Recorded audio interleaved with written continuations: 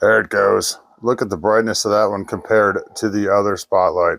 This is the Halostorms 6500 lumen LED motion sensor outdoor lights. The company sent me this product for review, but everything I say in this video is my own opinion, and I'm going to show you how it works. It arrived just like this. Very nice packaging.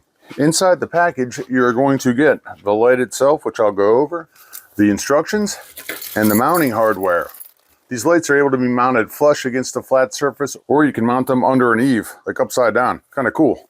Now, this is not a wireless device. It is meant to be wired and mounted to a junction box. And on that note, they've given us everything we need to do that. They've given us a couple cable ties to hold it into place while we're doing it. They've given us the mount that screws into the junction box, a couple of screws to mount that to the junction box, and some wire nuts to tie it all together. We have a black and a white right here, and they've actually pre-spliced these ends right here, so you can just pull them off and they're ready to go. You can see there's a nice foam gasket around the outside of this too, which I like. And inside the instructions here are everything you need to know about the light, how to use it, and how to mount it. These motion sensor lights have a total of 154 LED beads packed into here that are able to produce 5,000 K daylight with up to 6,500 lumens. So just so you know, if we're looking at this lengthwise, it's just a little over 14 inches. And from top to bottom here, fully extended, it's about 8 inches. I'm going to cover all my other lights now. You can see how powerful it is compared to this light right here. Way brighter than that thing. They are IP65 waterproof, and they have adjustable heads allowing for 270-degree coverage. I have a few other types of lights around here that are similar to these, and the adjusting head feature is always a bonus to me. Here you can see the size of it in comparison to a common everyday, one of those solar lights you see all the time. These lights spin almost all the way around, all the way up, and they fan out. So we could actually do all kinds of different stuff with this if you wanted to.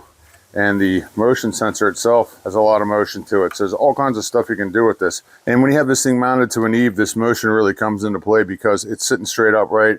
The sensor is able to be moved down. This light's able to be moved down, and you still got all this motion that you can do with these lights. So kind of cool. One of the cool things about these is they have 3 infrared motion detectors on here. So we should be able to get 270-degree coverage for the motion sensing.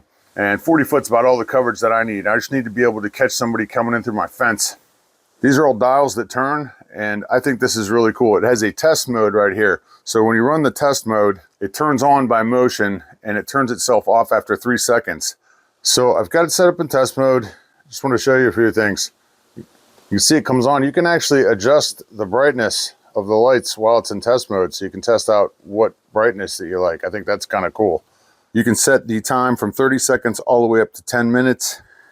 It has a setting for when the light actually starts to work each night. And the moon setting is you turn it to here, and that means it only works when it's completely dark. You can set it to dusk, or you can actually set it to work in the daylight. I'm probably going to go somewhere between dark and dusk.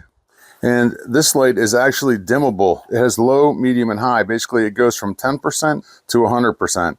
Dusk to dawn mode is basically just what it says. It turns on at dusk and it turns off at dawn. This is setting 1 where it's off, and then motion triggers it. And you can see that whole backyard light up right there. That's on 100% brightness. On auto 2, the light stays at 5% dimness level. When it senses motion, it goes to full blast and then resets itself back to auto 2 mode.